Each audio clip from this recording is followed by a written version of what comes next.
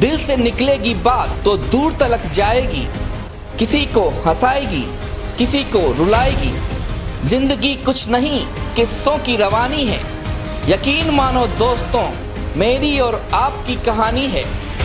बात या फिर कोई करामात, सियासत या फिर अदावत, होंगी कुछ ऐसी शख्सियत जिन्हें देखना और सुनना चाहेंगे आप। दिल से निकलेगी, लबों से फिसलेगी, आप तक पहुंचेगी। मन की बात कृतिका चौबीसा के साथ।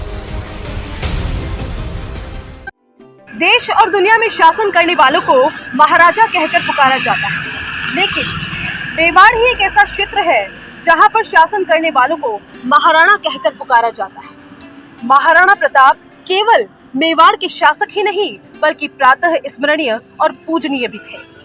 आज हमारी टीम आ पहुंची है भिंडर क्षेत्र में, जहां पर महाराणा प्रताप के छोटे भाई शक्ति सिंह के वंशजों से हम आपको मिलवाने जा रहे हैं। यकीन मानिए, आज की हमारी ये मुलाकात न सिर्फ यादगार बन के रहेगी बल्कि आपके जहन में भी एक अलग छाप छोड़ेगी और उन अनछुए पहलुओं को छूने का हम प्रयास करेंगे जो अब तक हम सबसे अनजाने थे। तो चलिए बिना देर किए चलते हैं भिंडर राजमहल की ओर।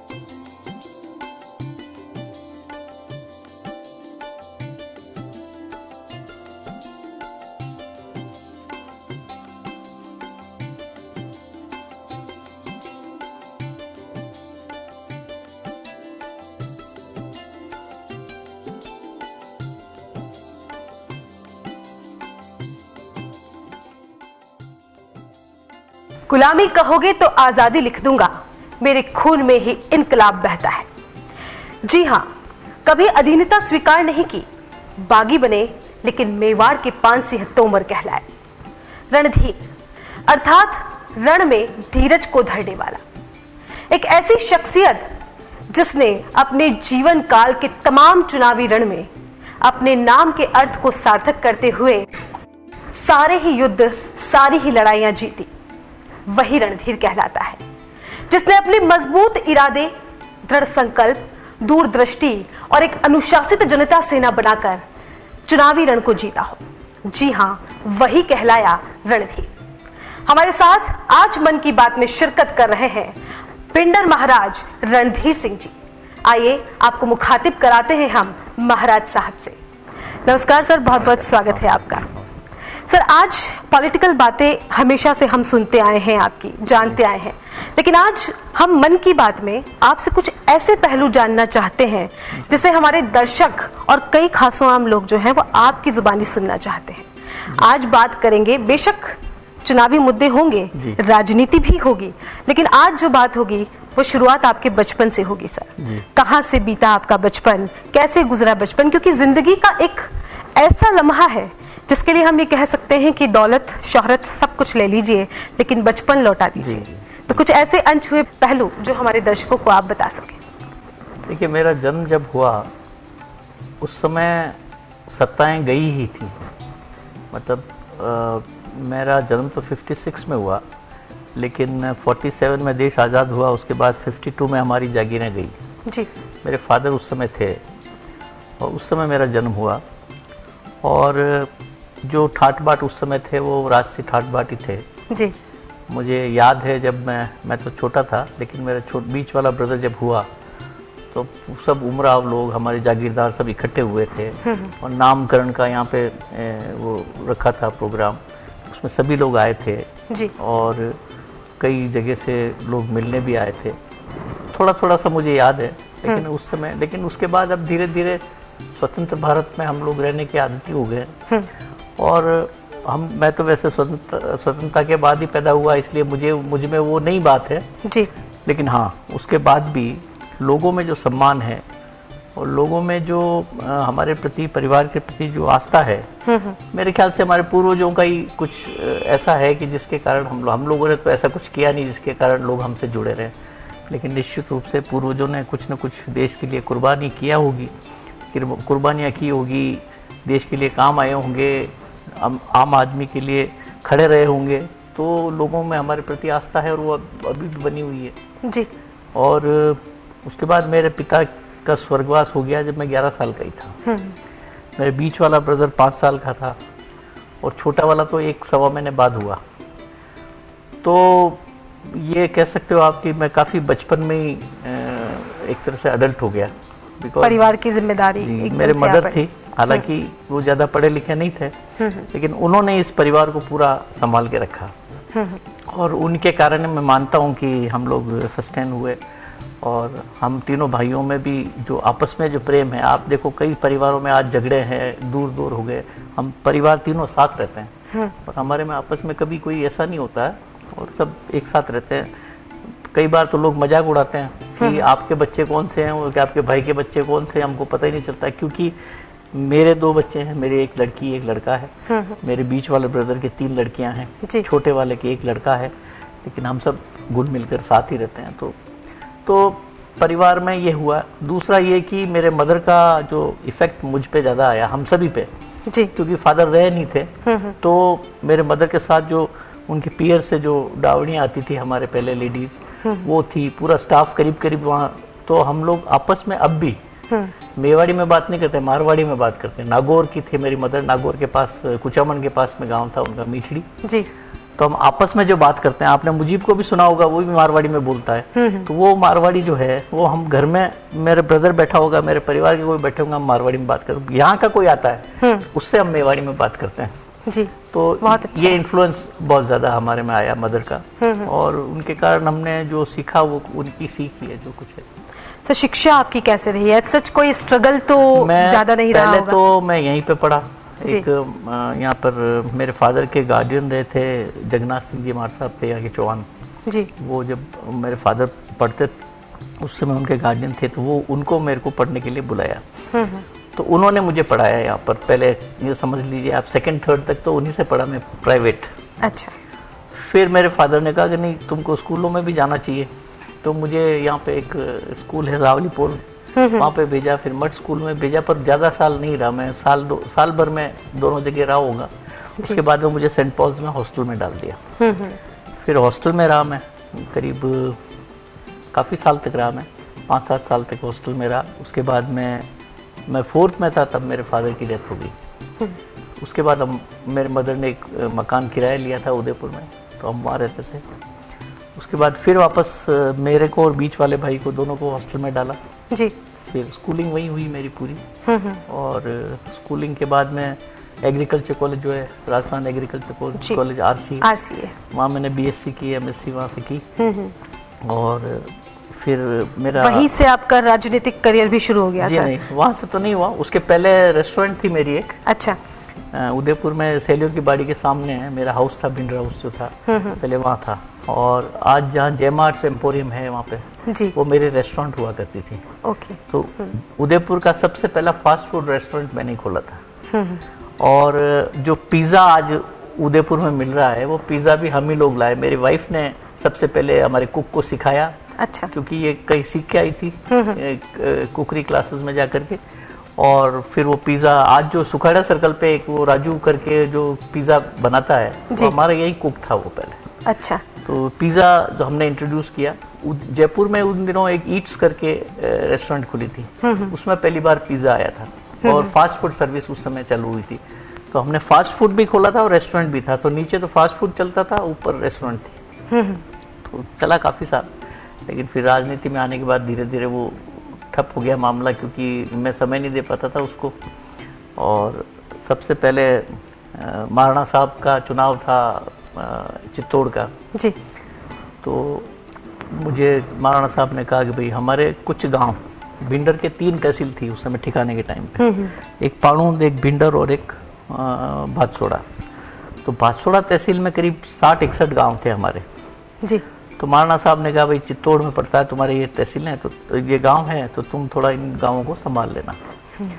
तो उस समय मैं पहली बार राजनीति में समझता नहीं था, लेकिन मैं महाराणा साहब के प्रचार के लिए गया, वहाँ बैठा, भाई इस महाराणा साहब के साथ रहना है, करना है। उसी दौरान भादसोड़ा में भैरव सिंह जी की एक मीटिंग थी, उस मीटिंग में मैं भी गया। तो वहाँ पर मैंने भी भाषण दिया, उन्होंने भी भाषण दिया। उसके बाद भैरव सिंह जी ने, विजय सिंह जी झाला उस समय हुआ करते थे अपने मंत्री जी। उनको भैरव सिंह जी ने कहा कि इनको मेरी गाड़ी में बिठा दो। तो उन्होंने कहा कि भाई आपको भैरव सिंह जी बुला रहे, तो मैं समझ गया कि ये राजनीति में मुझे डालना चाहते, तो मैं वहाँ से खिसक गया। मैंने कहा मेरे को मतलब उस वक्त आपकी ऐसी मंशा नहीं मेरी थी कि आप मंशा नहीं थी, राजनीति बिल्कुल में मंशा नहीं थी। मैंने उनको कहा, मैंने कहा मेरे जरूरी काम आ गया, ऐसे बहाने बनाए और मैं वहाँ से निकल गया। अच्छा। उसके बाद कई बार उन्होंने, भैरव सिंह जी ने मेरे को कहलवाया। महाराणा साहब जब MP बन गए तो उन्होंने कहा भाई तुम्हारे लिए भैरव सिंह जी बहुत कहते हैं कि तुम उनको आप लाओ राजनीति में, और वो ठीक रहेगा। हमारे वल्लभ नगर में कोई कैंडिडेट नहीं है, बीजेपी का उस समय कैंडिडेट नहीं था। यहाँ पर हर समय समझौता होता था, राव साहब बाठेड़ा जो जनता दल के थे और बीजेपी, इनका समझौता होता था जी। फिर 1993 के जो चुनाव थे उसके करीब 6-7 महीने पहले मेरे को भानु कुमार जी शास्त्री और विजय सिंह जी झाला, शिवदान सिंह जी कोठारिया और ये 5-7 लोग मेरे पास आए। उन्होंने कहा भैरव सिंह जी से आपको मिलने चलना है। मैंने कहा देखो मैं आपको क्लियर कर दूं कि मैं आ जाऊंगा भली, तो मेरा धंधा है, मैं रेस्टोरेंट चल रही, मैं राजनीति में नहीं, क्या आप मिल तो लो चल के।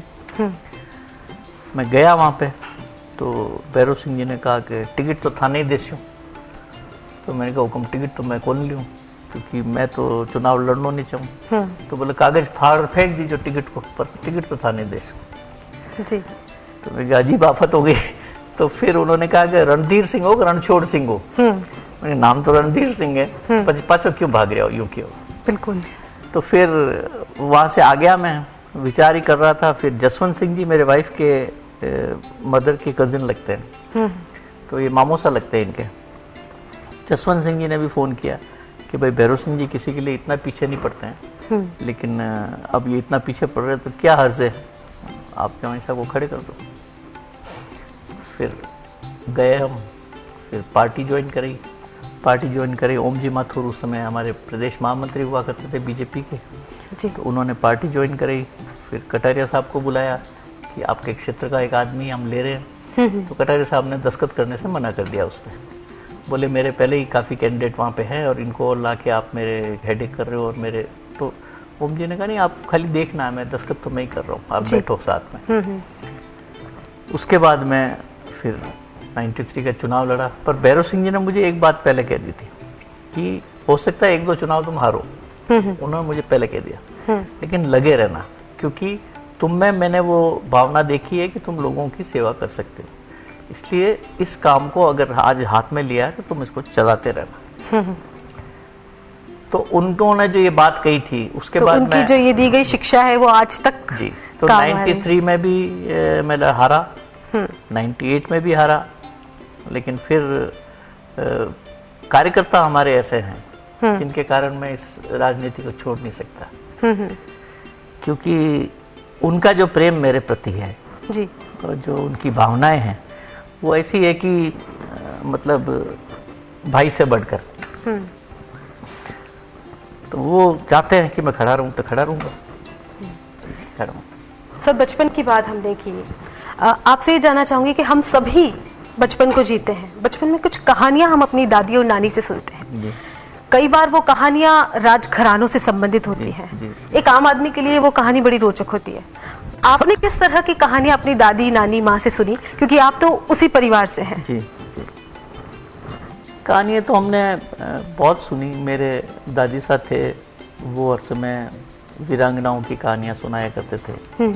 मेरे मदर भी ऐसे ही, उनके पीयर के जितने भी, जैसे अमर सिंह जी राठौड़ थे या पाबूजी राठौड़ थे, क्योंकि वो मारवाड़ से थी तो उनको वहाँ का ज़्यादा पता था, और वहाँ के सभी जो जितने भी हीरोज़ थे उस ज़माने के, उन सब के बारे में सुना।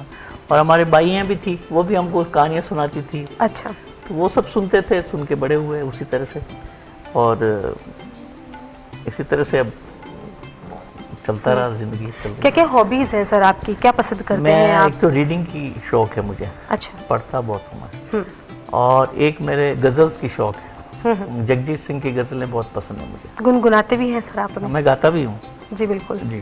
तो एक गजल हमारे दर्शक भी जरूर आपसे सुनना चाहेंगे, फिर कभी और, जो दिल के करीब है आपके, और जब आप खाली समय में होते हैं जी और आप उसे गुनगुना उठते हैं, मन कहता है कि बस आज कुछ हो जाए। नहीं, मैं तो गाता रहता हूँ। तो सर बिल्कुल सर, हमारे दर्शकों के साथ भी इस चीज को शेयर कीजिए। आज शेयर करने लायक बात नहीं है, तो ये फिर कभी सुनाऊंगा। आज तो is not the correct time to. नहीं सर, आज करेक्ट टाइम है, मन की बात है, और जनता आपसे आपके मन की बात जानना चाहती है। बेशक हर खासों हम आपसे उन्हीं अनछुए पहलुओं को जानना चाहते हैं सर। तो आज कोई एक ऐसी गजल जो आपके दिल के बेहद करीब है, जी, हमें सुना दीजिए। बात निकलेगी तो फिर दूर तलक जाएगी, लोग बेवजह उदासी का सबब पूछेंगे, ये भी पूछेंगे कि तुम इतनी परेशान क्यों हो। उंगलियां उठेंगी सूखे हुए बालों की तरफ, एक नजर देखेंगे गुजरे हुए सालों की तरफ। चूड़ियों पर भी कई तंज किए जाएंगे, कांपते हाथों पे भी फिक्रे कसे जाएंगे। लोग जालिम हैं, हर एक बात का ताना देंगे, बातों बातों में मेरा जिक्र भी ले आएंगे। उनकी बातों का जरा सा भी असर मत लेना, वरना चेहरे के तासुर से समझ जाएंगे। चाहे कुछ भी हो सवालात ना करना उनसे, मेरे बारे में कोई बात न करना उनसे। बात निकलेगी तो फिर दूर तलक जाएगी। बहुत अच्छा सर, बहुत ही बढ़िया। बिल्कुल, बात निकली है तो दूर तलक जरूर जाएगी। सर, बचपन का कोई ऐसा लम्हा जो आपके दिल के बेहद करीब है, क्योंकि कुछ ना कुछ ऐसा घटित होता है जो हमारे जहन में हमेशा रहता है और उस चीज को हम लोग हमेशा जीना चाहते हैं, तो ऐसा कोई लम्हा सर? दरअसल मैं मेरे मदर के साथ जो मेड्स थी उनसे बहुत अटैच था मैं जी। मुझे याद है, मेरा एक उस तरफ नाल बहुत बड़ी है, मैं चल रहा था तो मैं गिर गया, मेरा फ्रैक्चर हो गया था। अच्छा। फ्रैक्चर हो गया था तो उस जमाने में क्लोरोफॉर्म सुंघा के बेहोश करते थे। तो डॉक्टर बजाज थे उदयपुर में, वहाँ ले गए, मुझे बेहोश किया और प्लास्टर बांधा। तो उसके बाद होश में नहीं आते थे बच्चे, तो वो चांटे मारते थे डॉक्टर। अच्छा। तो मुझे चांटा मारा तो वो मेड ने उसका गला पकड़ लिया और उसने कहा कि तूने मेरे कमर सा के हाथ कैसे लगा दिया था। और बहुत जोरदार हंगामा हो गया उस हॉस्पिटल में। तो मतलब आप देखो आदमी आपसे अटैच कितने होते हैं, और वो उसके परिवार से ज्यादा हम लोगों को रखती थी, दोनों भाइयाँ। तो वो अटैचमेंट फील करते हैं, वो अटैचमेंट अब आजकल नहीं रहा। अब धीरे धीरे लोग बाग अपने अपने मतलब में रहने लग गए, सब धीरे धीरे सब कुछ दूर हो गया। लेकिन हाँ, वो जमाना मैंने देखा है, वो जमाना ही कुछ और था जी। सर, आज की भागती दौड़ती दुनिया में, इस प्रतिस्पर्धा के युग में हम सभी लोग आगे बढ़ते जा रहे हैं, जहां हमारी पुरानी चीजें छूटती सी जा रही हैं। ऐसे वक्त में, इस प्रतिस्पर्धा के दौर में और एक मॉडर्नाइजेशन के ज़माने में, आप अपनी जो हमारी परंपराएं हैं उन्हें जीवित रखने के लिए क्या कुछ एफर्ट्स सर अभी तक करते आए हैं? देखिए, मैंने जब मैं उदयपुर में रहता था तब ये पूरा मकान खंडर हो गया था। तो हमने सबसे पहले तो इसको धीरे धीरे करके, मेरी वाइफ ने और हमने दोनों ने मिलके इसको पूरा, अब आप देख रहे हो आज की तारीख में ये तो बहुत उसका सुधरा हुआ रूप है जी। बाकी ये पूरे खंडर थे ये मकान। ये फर्शी वगैरह सब हमने बाद में करी है, छत भी गिर गई थी बहुत सी, वो की। उसके अलावा हमने जो अपने यहाँ पर गणगौर निकलती है जी, जो गणगौर हम हर साल निकालते हैं, जो तीज के दिन निकलती है यहाँ पे, उसमें हम सभी राजशाही कपड़े पहन करके और निकलते हैं बाजार में। पूरे गांव के लोग हमारा स्वागत करते हैं, फूल बरसाते हैं, लेडीज आती है वहाँ पे, सब गणगौर को वहाँ पानी जल अर्पण करती है, फिर वापस हम यहाँ आते हैं। ये हर साल का एक रिचुअल है जी। उसी तरह से हम लोग, हमारे जो जागीरदार हैं उनको भी गणगौर के दिन बुलाते हैं, सबको आमंत्रित करते हैं, वो भी सब आते हैं। फिर इसके अलावा हम लोग जो हमारी बुक्स है यहाँ पर, पहले भिंडर में करीब 25-50 हज़ार बुक्स थी, लाइब्रेरी थी एक जी। लेकिन हम जब कॉलेज में थे सभी भाई, तो यहाँ पीछे से कोई ध्यान नहीं रहा, तो उसमें ये उदय लग गई। अच्छा। तो वो किताबें नष्ट हो गई, तो उनको हमने फिर वापस ठीक करके जो जितनी बची है उनको अब सिर्फ सुरक्षित रख रखी। पट्टे परवाने भी हैं पुराने। अच्छा। अब जैसे भिंडर ठिकाने का रहने वाला कोई था पुराने जमाने में, उसके बाप दादा की कोई जमीन है और आज उसके पोतों में विवाद हो गया, तो वो हमारे पास आते हैं, तो वो पुराना पट्टा हम निकाल के, उसकी कॉपी हमारे पास है। अच्छा। वो कोर्ट में आज भी हम लेकर जाते हैं, उस पे कोर्ट उसको मान्यता देती है। उस मान्यता के हिसाब से उनका बंटवारा या जो भी होता है कि हाँ भाई इसका बाप दादा ये था, इसकी ज़मीन ये थी, उसके बाद ये ज़मीन इसके नाम पे, तो वो हमारे पास सुरक्षित है सब जी। पुराने लेटर्स भी हमारे पास हैं, जैसे महाराणा साहब के हमारे पास आते थे, या हमारे सलूमर राव साहब को लेटर जाते थे, यहाँ पर आपस में जो कुछ युद्ध होते थे वहाँ से रुका आता था कि यहाँ पे जाना है, वो सब हमारे पास सुरक्षित है। तो वो हम लोग कर रहे हैं। अब हम लोग चाहते हैं कि भिंडर की हिस्ट्री भी हम लिखना चाह रहे हैं जी। लेकिन उसके लिए थोड़ा सा मटेरियल और इकट्ठा कर रहे हैं, कोई हिस्टोरियन की तलाश में हूँ कि कोई अच्छा सा लिखने वाला हो तो उसको मैं जी।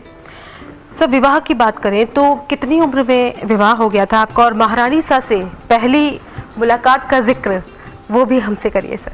वो कब? मेरे ज़माने में फादर मदर ही तय करते थे शादी, तो मैंने मेरे मदर पे छोड़ रखा था कि वो देखेंगे जो अच्छी लड़की देखेंगे। तो काफ़ी रिश्ते आए थे, लेकिन मेरे मदर को मेरी वाइफ के परिवार पसंद आया और तय करने आ गए। तो मैं उस समय 25 साल का था और ये 8 साल कम 17 साल की थी जी। तो फिर तय हुआ, मुझे कहा देख लो, मैंने कहा राजपूत लड़की को क्या देखना।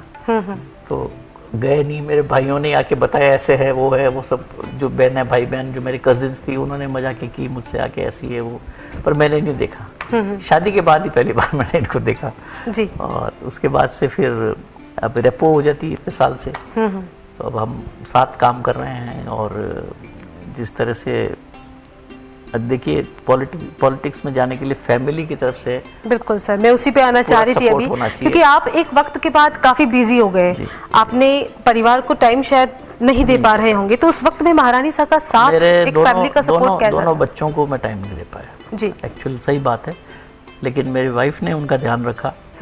हालांकि फिर हमने इनको हॉस्टल्स में भेज दिया था, लेकिन फिर भी ये जरूर हमने रखा ध्यान कि उनको समय समय पर हम जाते थे, जैसे मिलने हर मंथ में एक बार। मैं जैसे मेरी डॉटर मेयो में पढ़ी, मंथ में एक बार हम दोनों जाते थे, उनसे मिलके उनको रात हमारे साथ रखते थे कहीं होटल में, तो छोड़ के आते थे। तो और जो लड़का है मेरा रणवीर पार्थ जी, वो देहरादून में पढ़ा, तो उसके यहाँ पे भी हम जाते थे उसको। तो इतना रहा, लेकिन फिर भी मैं मानता हूँ ये बहुत काफी कम टाइम था। लेकिन फिर भी कई ऐसी फैमिलीज होती है जिसमें पिता सिर्फ अपने बच्चों को तस्वीरों में बड़े होते ही देख पाते हैं। नहीं, ऐसा तो नहीं रहा, ऐसा तो नहीं रहा। मेरे बच्चों से अटैच्ड है, मेरे से सब बच्चे भी, और इवन मेरे ब्रदर के जो बच्चे हैं दोनों के, वो भी मेरे से खूब अटैच्ड हैं। हमारे परिवार में सब एक दूसरे से खूब अटैच्ड है हम लोग, इसलिए वो कोई बात नहीं। लेकिन हाँ, फिर भी राजनीति में बिजी होने के बाद में परिवार को टाइम कम दे पाते, तो लेकिन मैं क्या करता था कि हर 6 महीने में हम लोग कहीं आउटिंग पे चले जाते थे 5-7 दिन के लिए जी। तो जैसे गर्मियां हैं तो कहीं पहाड़ों की तरफ चले गए, सर्दियां हैं तो कहीं दूसरी तरफ चले गए, और उस 5-7 दिन में और कुछ नहीं होता था, हम बच्चों और हम लोग फैमिली होती थी। ये टाइम इस तरह निकला तो वो बच्चों से भी वो मेकअप करता था मैं एक तरह से जी। क्योंकि वैसे टाइम नहीं दे पाता था। सर आप राजनीति में आए जी। उसके बाद एक दौर ऐसा आया कि काफी सारी चुनौतियां आपके सामने आई, कई सारे स्ट्रगल्स आपके सामने आए, कई लोग ऐसे थे जिन्होंने आपको फिर से पीछे खींचने की कोशिश की। सर उस बारे में क्या कहना चाहेंगे सर? देखिए ऐसा है कि राजनीति में आए या जिंदगी में भी आदमी के स्ट्रगल तो होता ही है, और मेरा तो ये मानना है कि मेरी ज़िंदगी में तो स्ट्रगल बचपन से लिखा हुआ है जी। फादर की डेथ बहुत कम एज में हो गई थी मेरी। मेरे फादर 37 इयर्स के थे और मैं 11 साल का ही था जब वो उनकी डेथ हुई। उसके बाद स्ट्रगल खूब हुआ, हमारे परिवार में भी झगड़े हुए, मेरे अंकल स्टेप अंकल हैं मेरे जी। उनसे हमारे झगड़े हुए, प्रॉपर्टीज़ हमारी सीज भी हुई, और पर फिर भी मदर ने उस समय हिम्मत रखी। उनके बाद में हम लोग एकजुट रहे तीनों भाई, तो धीरे धीरे प्रगति की हमने, और आज जो कुछ है वो मेरी मदर की देन है। और स्ट्रगल्स तो आते रहते हैं, और चुनौती बगैर तो ज़िंदगी का कोई मज़ा नहीं है। मैं ये मानता हूँ कि कोई चीज़ आसानी से मिल जाए तो उसका कोई मतलब नहीं। बिल्कुल सर, आपका सरल स्वभाव, आपकी जो आत्मीयता है, आपकी आवाम को आपसे जोड़े रखती है सर। तो कहीं ना कहीं कनेक्टिविटी की एक वजह आपके लोगों के साथ आपका ये सरल स्वभाव ही है। मैं कैसे कह सकता हूँ कैसे कनेक्टिविटी, मैं तो कई बार सोचता हूँ कि लोग मेरे से इतने अटैच्ड क्यों हैं, क्योंकि ऐसा मैंने क्योंकि आज भी सर अगर हम भिंडर क्षेत्र या इससे बाहर के क्षेत्रों में किसी भी गली मोहल्ले में जाते हैं तो जनता सेना का, महाराज रणधीर सिंह भिंडर का अपना एक अलग वर्चस्व है, उनकी एक अलग पहचान है। तो एक बहुत ज्यादा कनेक्टिविटी लोगों के आंखों में आपके लिए देखने को मिलती है। तो लोगों का प्यार है, मैं इसका क्या कह सकता हूँ, तो लोगों का प्यार है।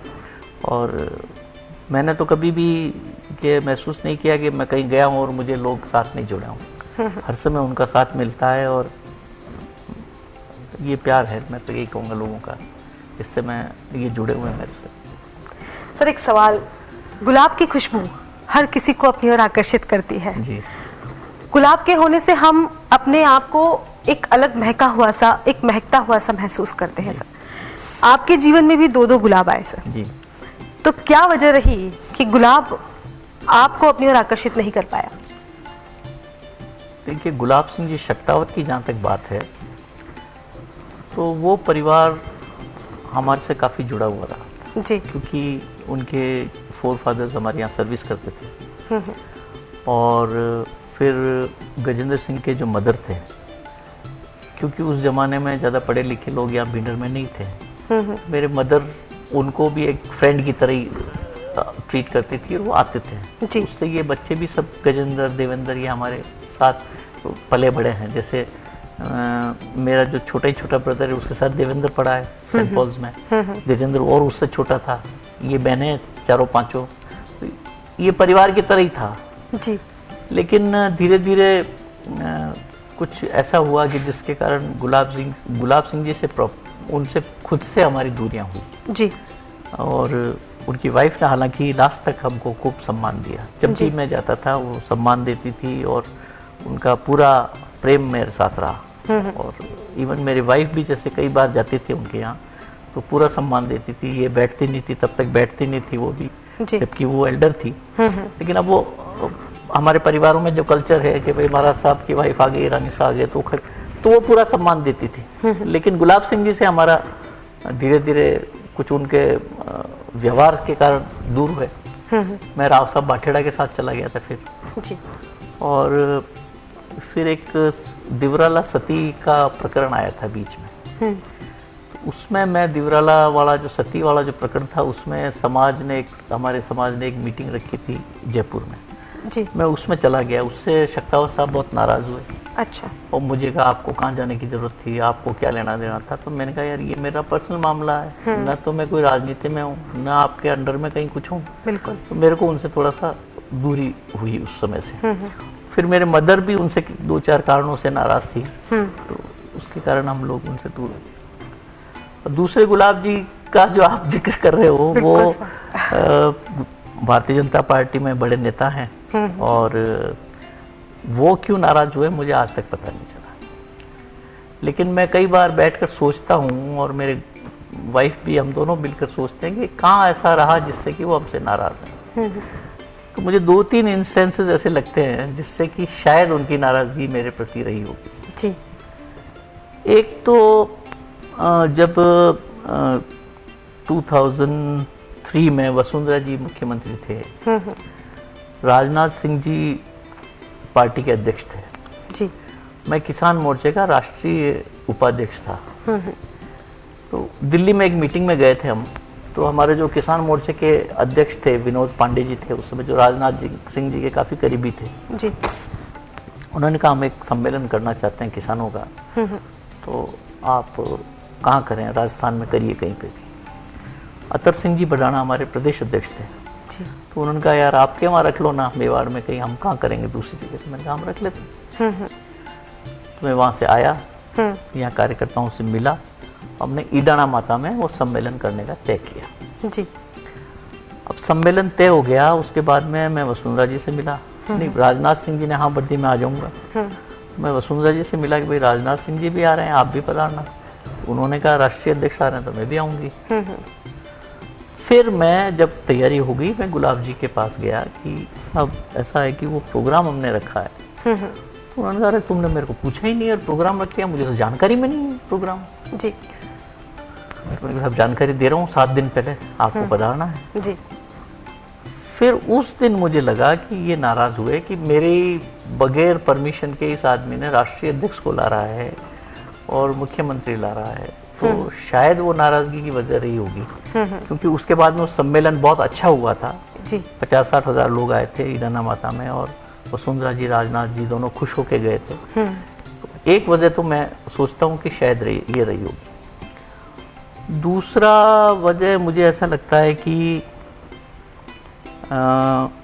बीच में वसुंधरा जी के खिलाफ कोई षड्यंत्र चला था उनको हटाने के लिए। उस समय अपने यहाँ के जितने भी एसटी के विधायक हैं वो मेरे से काफ़ी जुड़े हुए थे, हम साथ ही खाना खाते थे, बैठते थे, विधानसभा में जाना आना। तो मैं उनको लेकर के एक दिन किसी ने कहा मेरे ये काम है, मैंने चलो वसुंधरा जी के पास चलते हैं, हम सब चले गए। तो वो सब मेरे साथ चले गए, तो वो शायद उनको लगा होगा कि ये हम तो इनको हटाने की कर रहे हैं और ये एमएलए से इनको ले जाके मिला, ये हो सकता है रीज़न, मैं इसको नहीं मानता पक्का। हाँ जी हाँ। और तो कोई रीज़न मुझे ऐसा नहीं लगता कि जिसके कारण ये मुझ पे नाराज़ हुए होंगे। फिर एक चुनाव, संगठन का चुनाव हुआ था, तो संगठन के चुनाव में हम लोग नहीं चाहते थे कि ताराचंद जी वापस बने, 2 बार रह चुके थे वो, ताराचंद जी को फिर खड़ा कर दिया। तो हम 5-7 लोग थे, हरि सिंह जी, मैं, किशन जी शर्मा थे पहले एक अपने वो, और तो हम लोगों ने मिलकर के महावीर जी भगोरा को खड़ा कर दिया। तो उससे गुलाब जी खूब नाराज हुए कि ये इन्होंने कैसे खड़ा कर दिया, क्या कर दिया। तो मैं गया भी था, मांगीला जी जोशी, धर्मनाथ जी दोनों उस समय गुलाब जी के साथ थे। तो मैंने कहा साहब ये विवाद हो गया है, तो बैठ करके पार्टी में ताराचंद जी को भी मत खड़ा करो जी, हमारे वाले को हटा देते हैं, गुलाब जी किसी दूसरे के लिए कहे, उसको अपन बना लेते हैं।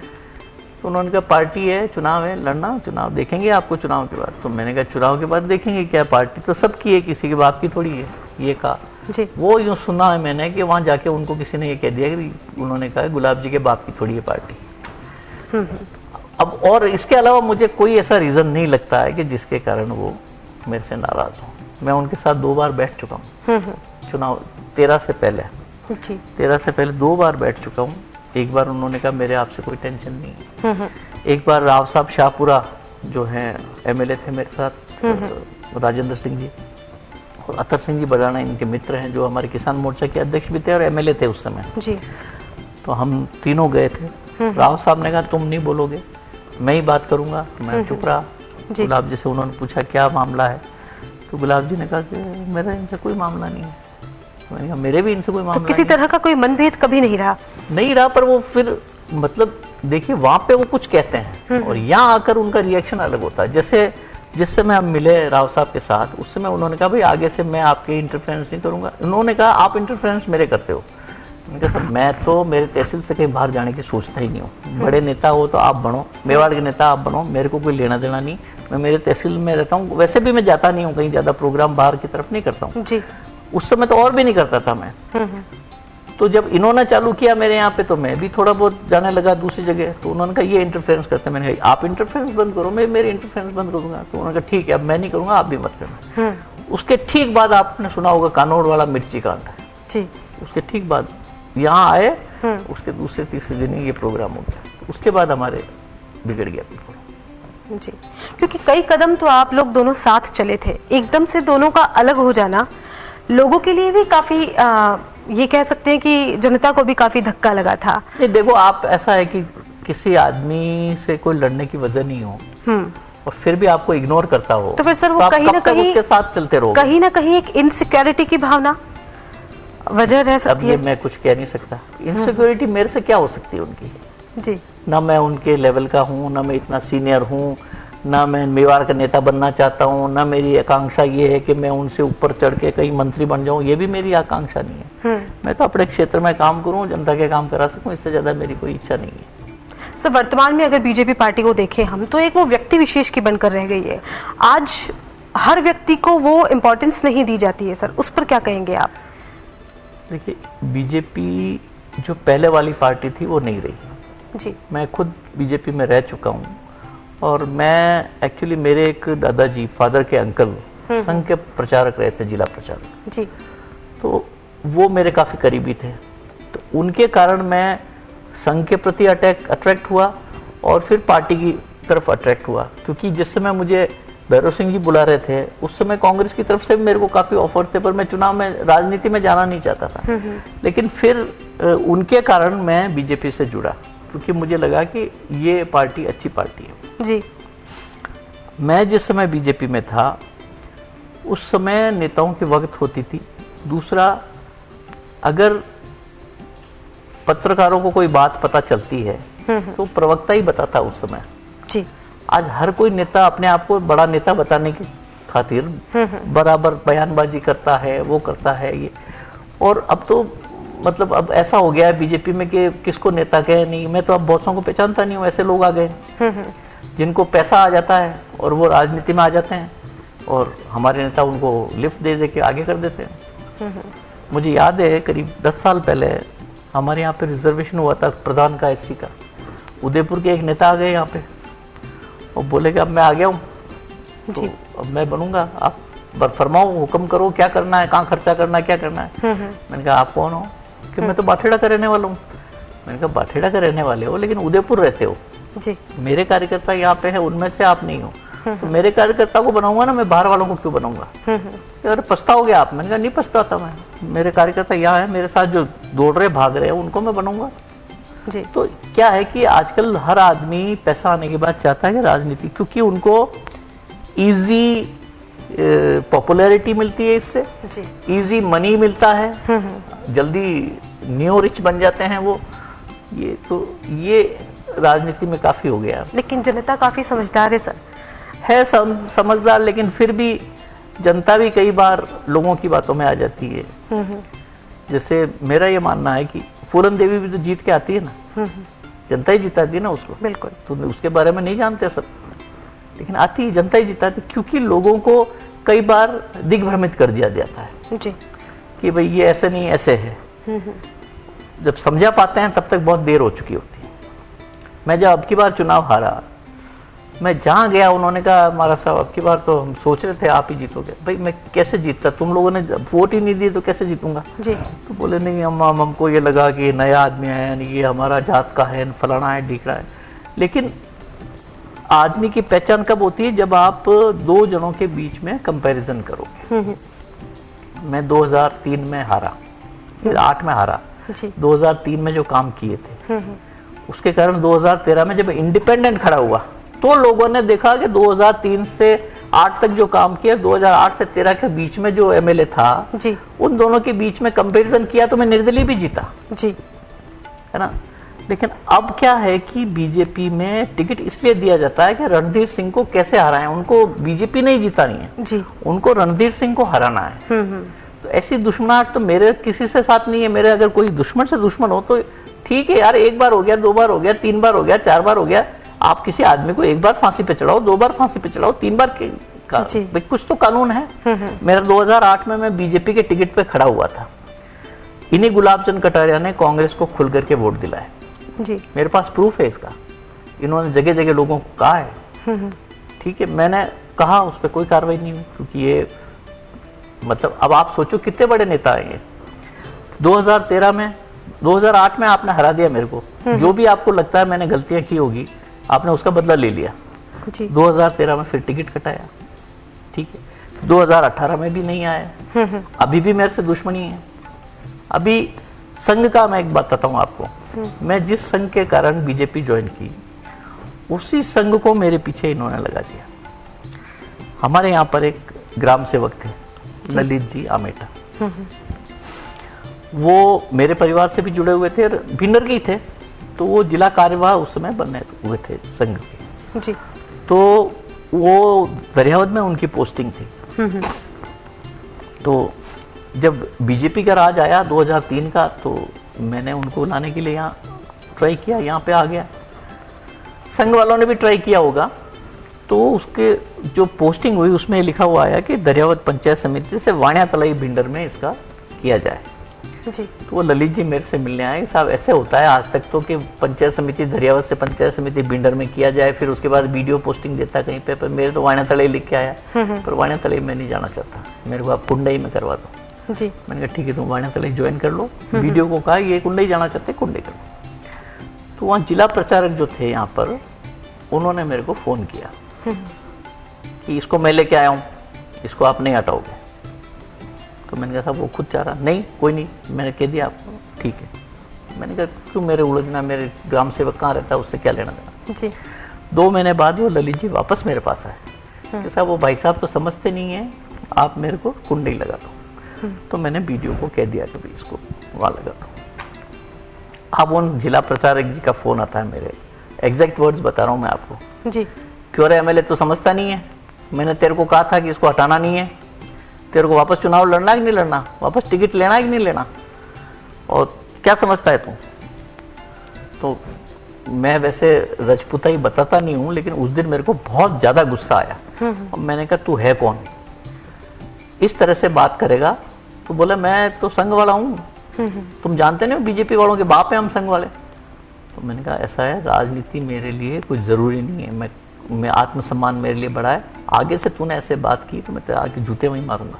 मैंने कहा मेरे से आगे बात करना मत। उसके बाद में उस व्यक्ति ने सबसे पहले तो किरण जी का चुनाव हुआ था 2003 के बाद जो हुआ चुनाव, उसमें किरण जी खड़े हुए थे जी।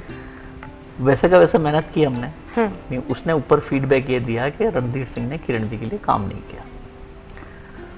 तो मुझे पूछा गया तो मैंने कहा ये तो बेस्ट पर्सन तो किरण जी हैं, आप उनसे पूछो कि मैंने काम किया कि नहीं किया, क्योंकि वो साथ थे मेरे। तो किरण जी ने कहा भाई किया इनसे काम, तो कि इनके वोट इतने कम क्यों आए।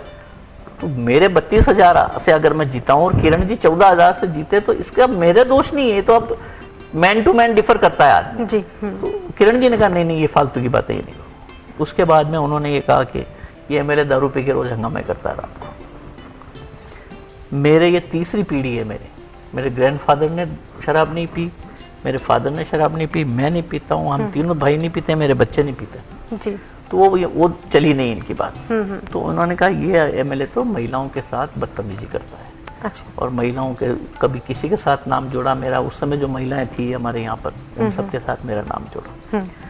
उसके बाद मैंने मेरी पत्नी के साथ बैठा और मैंने कहा देखो राजनीति में अगर मुझे रहना है तो मेरे महिलाओं के साथ नाम जोड़ रहा है वो, तुम अब मेरे साथ चलोगी हंस। अच्छा। उसके बाद मैं इनको मेरे साथ ले जाने लग गया। फिर तो कोई बदनाम नहीं कर सकता, मेरी वाइफ के सामने तो मैं किसी महिला के कुछ कर नहीं सकता हूँ ना, बात नहीं कर सकता, तो मैं उनको साथ ले जाने लग गया। फिर क्या होता है कि हम लोग गए हुए थे दिल्ली, मेरे वाइफ के इसका गॉल ब्लैडर का पेन हुआ जी। वहाँ हमने चेक करवाया गंगाराम हॉस्पिटल में, एक डॉक्टर थे। उन्होंने कहा आप तुरंत इनका गॉल ब्लैडर रिमूव करवा लो। ठीक रिमूव करवा लेते हैं। गॉल ब्लैडर के साथ अपेंडिक्स का भी दर्द हो गया, दोनों हो गए साथ में। तो दोनों ऑपरेशन करवाए। डॉक्टर ने कहा कि भाई इनको 8-10 दिन का रेस्ट देना। तो मैंने कहा भिंडर जाऊंगा तो रेस्ट हो नहीं पाएगा, इसलिए जयपुर एमएलए फ्लैट पे हम रुक गए। वहां पर मेरे को फोन आया एक हमारा कार्यकर्ता, उसने कहा कि ललित जी का एक्सीडेंट में डेथ हो गई। और शिवराज जी जो जिला प्रचारक थे वो ये कह रहे हैं कि रणधीर सिंह ने इसके जानबूझकर टक्कर लगवाई। जी, उस वक्त ऐसा कुछ मामला मसला उठा था। ये चला, ठीक है ना। तो उस समय अपने एसपी थे दिनेश एमन।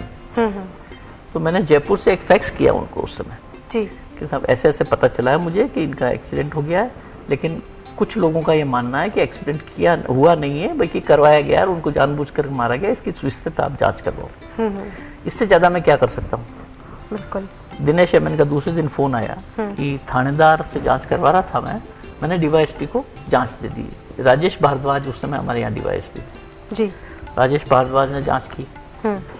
फिर उनसे संतुष्ट नहीं हुए तो बाल मुकुंद वर्मा अपने एडिशनल एसपी थे यहाँ, उनको जांच दी जी। फिर एक दिन गुलाब जी का फोन आया करीब 3-4 महीने बाद कि मैं सीआईडी में इसको दे रहा हूँ फाइल को, आपको कोई ऑब्जेक्शन? मैंने कहा मेरे को कोई ऑब्जेक्शन नहीं है, सीआईडी में दे दो जी। सब जगह यही आया कि ये एक्सीडेंटल डेथ है। और मेरे फोन नंबर, मेरे वाइफ के फोन नंबर सब हमने दे दिए। आप देखो कहीं पे हमारा इससे इन्वॉल्वमेंट हो तो नहीं निकला कहीं पे भी। लेकिन वो उस बात को लेकर के, क्योंकि वो प्लानिंग से हुआ था सब कुछ जी, उस बात को लेकर के संघ ने मेरे को अपना दुश्मन मान लिया। उसके बाद में पोस्टर्स छपे, मेरे पास अभी भी पड़े हैं।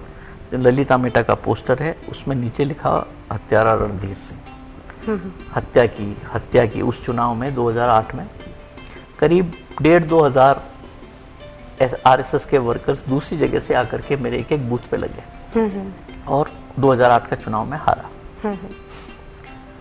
चुनाव हारने के पहले भी, मतलब जब ये वाकया हुआ शुरू, उस समय भी जितने भी संघ के बड़े पदाधिकारी थे, श्रीवर्धन जी, जयपुर में सुरेश जी थे, उन सब से मैं जाके मिला। मैंने कहा साहब आप खुद जांच करवाओ, और ये जबरदस्ती एक राजनीतिक मामला है, उसको संघ के ऊपर डाल करके ये उसका फायदा लेना चाह रहे हैं। सब ने कहा मैं जांच करवाऊंगा, लेकिन जांच नहीं हुई, मैं हार गया। हारने के बाद मैं वापस सुरेश जी के पास गया जी। मैंने कहा आपने फांसी पे तो चढ़ा दिया मेरे को, अब मेरे को बताओ मेरा जुर्म क्या है जी। तो बोलते हैं अरे यार आपने मेरे को पहले बताया नहीं, बाकी तो कोई ऐसा मामला नहीं होता, और आप लोगों के तो सब पूर्वजों को हम ही तोक के घूम रहे हैं संघ वाले, आप भी हमारे साथ ही हो, चलो अब इस बात को यही खत्म करते हैं। मेरे तो खत्म ही है, चलो कोई बात नहीं। लेकिन 2008 की बात आप देखो, 2013 में फिर ये मेरे टिकट के लिए पीछे पड़े जी, और संघ को आगे करके इन्होंने मेरा टिकट कटवाया।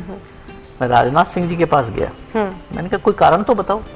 वसुंधरा जी ने कहा कि भाई आप खुद होम मिनिस्टर थे, आपने 3-3 बार जांच करवा ली, अब आप ये कैसे कह सकते हो कि इन्होंने हत्या करवाई।